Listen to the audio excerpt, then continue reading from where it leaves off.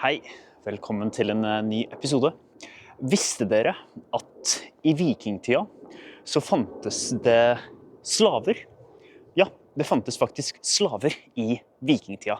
Så vikingene, de hadde slaver, eller treller, som de kalte det selv. Altså slaver i vikingtida, blant vikinger, kaltes for treller.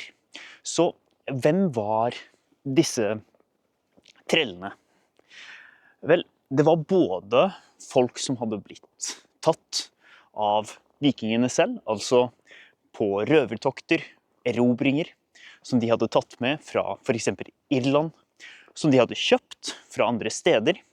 De kjøpte for eksempel slaver fra arabiske handelsmenn, og også nordmenn som ikke kunne betale gjeld, som hadde tatt opp lån, altså spurt andre om penger, og som ikke klarte å betale tilbake. Da kunne du også bli trell for en periode inntil du hadde betalt ned gjelden. Så trellene i vikingsamfunnet måtte gjøre de verste jobbene, de tyngste jobbene. De fikk selvfølgelig ikke betalt, og de fikk den verste maten, det verste stedet å sove, og hadde det generelt ganske kjipt, kan vi trygt si. Så vikingene hadde altså treller, men hvor ble det av trellene?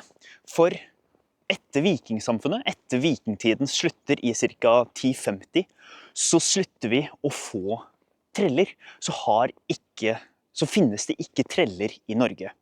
Hvorfor det? Vel, med slutten av vikingtiden så har man plutselig ikke lenger like stort behov for trellene.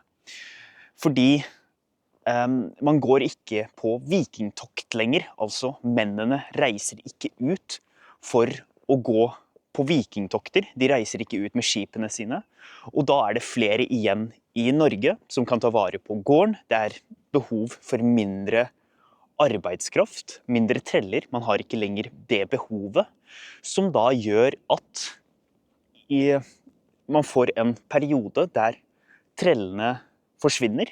Man kjøper ikke lenger treller, man kjøper ikke lenger slaver, fordi man trenger det ikke.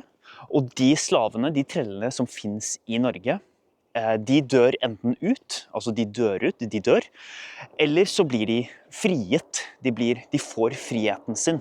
Så etter 1050 så er det en periode i norsk historie der trellene forsvinner, og man går over til middelalderen, som ikke har treller, men man har bønder som eier jorda, og bønder som leier jorda. Så det er forskjellen. Men de er ikke slaver, slik som trellene var. De har mer frihet, de har det bedre, men de har kanskje ikke nok penger til å kjøpe jorda, så da må de leie jorda av noen andre, så de betaler en sum, og så får de bruke jorda til å lage mat og dyrke det de trenger. Så man går altså over fra et samfunn med slaver, med treller, til et norsk samfunn uten slaver, uten treller, etter vikingtida.